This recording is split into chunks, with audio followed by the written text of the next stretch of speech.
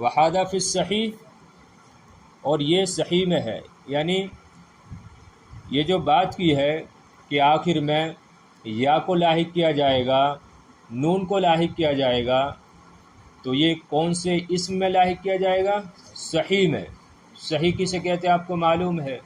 نحویوں کے نزدیک صحیح وہ ہے جس کے آخر میں حرف علت نہ ہو۔ تو صحیح میں جمع بنانے کا طریقہ بڑا آسان ہے کہ آخر میں جو ہے حالت رفع میں واو نون اور حالت نصبی و جری میں یا نون بڑھا دیں، تو آسان ہے۔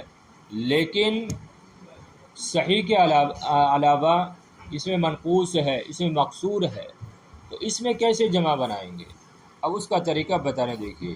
اما المنقوص فتحذف یاؤہ مثل قادون و داعون، والمقصور يحذف الفه ويبقى ما قبلها مفتوحا ليدل على الف محذوفة مثل مصطفون ويختص بأولي العلم۔ رہا اس میں منقوص، توجہ ہے نا؟ ہاں توجہ دیں گے سمجھ میں آنے کی بات۔ رہا اس میں منقوص، اس میں منقوص تو پہلے بتائیے کسے کہتے ہیں؟ جس کے آخر میں یا ما قبل مکسور ہو، جیسے قاضی ہے، القاضی ہے، الداعی ہے، یہ کیا ہے؟ اس میں منقوص ہے۔ تب دیکھیے القاضی کے آخر میں، قاضی کے آخر میں کیا ہے؟ یا ہے۔ اب اس کی ہمیں جمع بنانی ہے، جمع مذکر بنانی ہے، جو مذکر سالم، تو کیسے بنائیں گے؟ آخر میں یا ہے،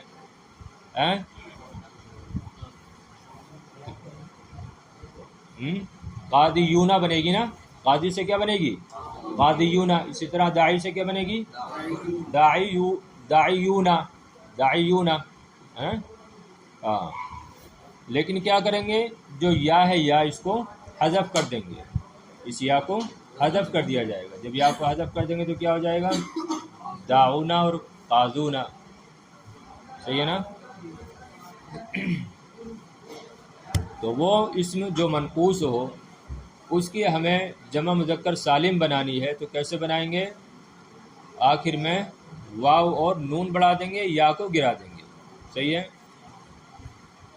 جیسے قاضی ہے تو قاضی کے آخر میں جب ہم نے واو نون بڑھایا تو کیا ہوا؟ قاضی یونا ہوا، ویسے قاضی یونا۔ پھر یا پر ضمہ دشوار رکھے، یا پر ضمہ دشوار رکھ کے اس کو گرا دیے تو کیا ہوا؟ قاضیونا، قاضیونا، کیونکہ واو باقی ہے نا، قاضیونا۔ اب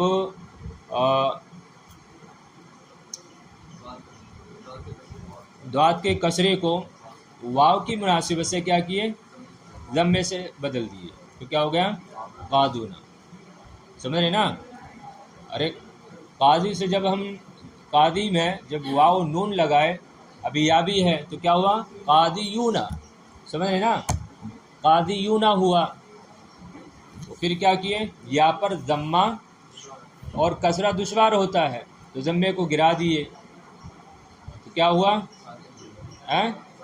تو اجتماع ساکنین ہوا نا؟ پھر اجتماع ساکنین ہوا پہلے یا اور واو کے درمیان، تو یا حرف مدہ تھی، اس کو گرا دیے، تو کیا بچا پھر؟ قاضیبنا، قاضیبنا، واو ساکن اور داد کے نیچے کسرہ، قاضیبنا۔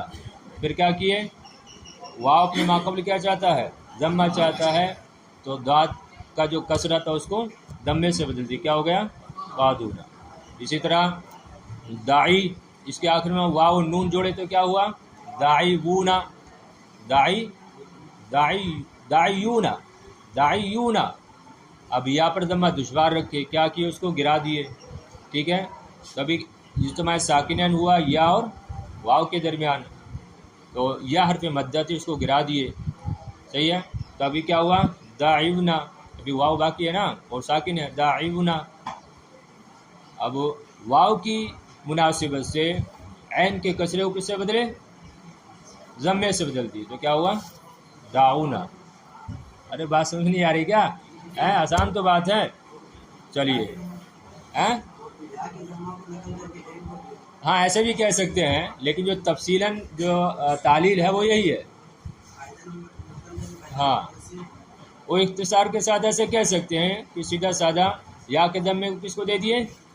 عین کو دے دیے یا داد کو دے دیے اور یا کو گرا دیے اجتماعی ساکنین کی وجہ سے، تو قادونا اور داؤنا ہو گیا۔ بہرحال وہ تفصیلی میں کر رہا تھا، نہ تو ایسے بھی کہہ سکتے ہیں کہ یہاں پر ضمہ دشوار رکھا، اس کو دعات کو دے دیے، اجتماع ساکن ہوا، یا اور واو کے درمیان یا کو گرا دیے، داؤنا اور قادونا ہو گیا۔ چلیے وہی کہنا ہے رہا اس میں منقوص فتحذف یاؤہ، تو اس کی یا کو حذف کر دیا جاتا ہے، جیسے قادونا و داؤنا، صحیح ہے نا؟ دیکھیں اتنا اختصار کے ساتھ بتا رہے ہیں کہ اس کی یا کو حذف کر دیا جاتا ہے۔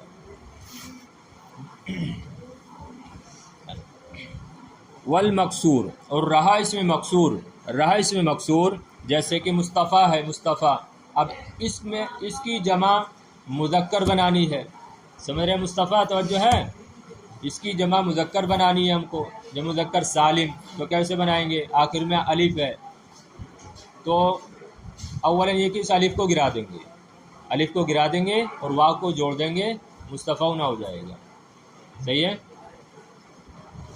اس کی بھی تعلیل کر لیں، مصطفیٰ یہاں بھی کیا ہے؟ مصطفیٰ ہے، مصطفیٰ، جب مصطفیٰ میں واو نون جوڑا تو کیا بنا؟ الف بھی آخر میں، مصطفیٰ نہ ہوا، توجہ ہے نا؟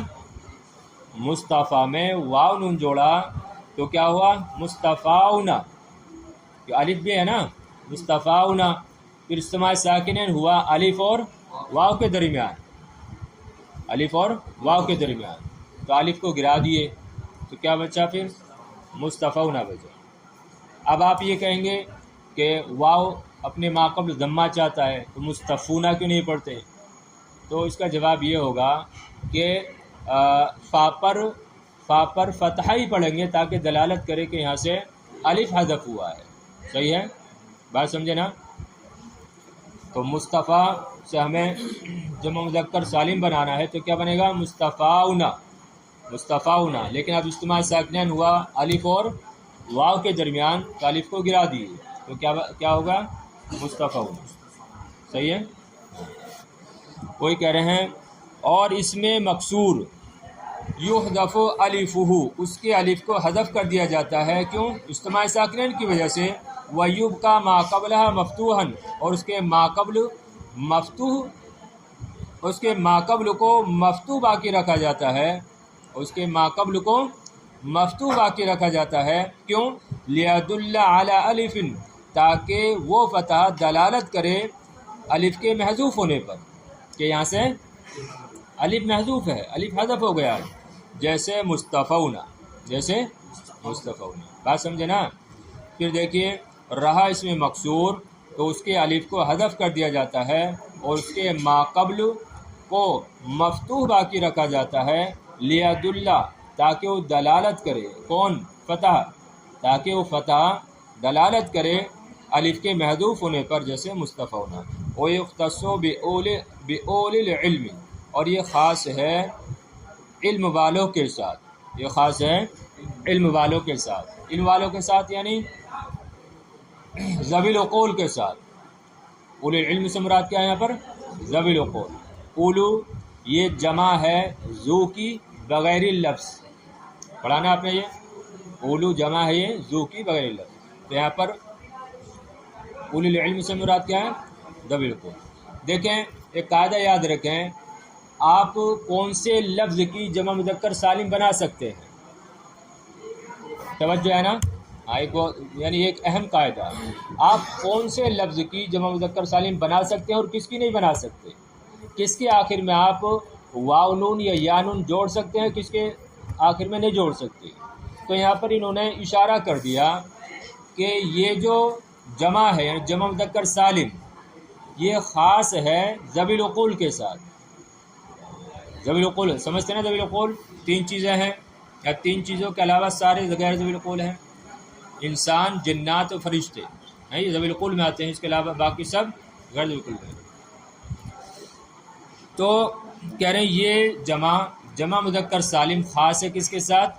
ذوی العقول کے ساتھ، کہ وہ اسماء جو ذوی العقول ہوں انہی کی آپ جمع مذکر سالم بنا سکتے ہیں۔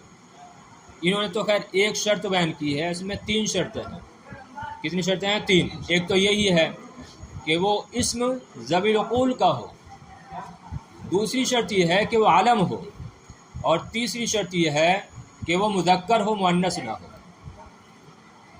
پھر سنا دیکھیے، وہ لفظ جس کی آپ جمع مذکر سالم بنانا چاہ رہے ہیں تو اس کے لیے 3 شرطیں ہیں۔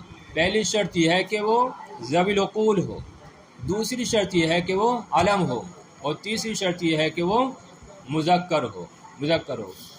دیکھیے جیسے اب طلحہ ہے، طلحتو ہے، آپ اس کی جمع مذکر سالم بنا سکتے ہیں؟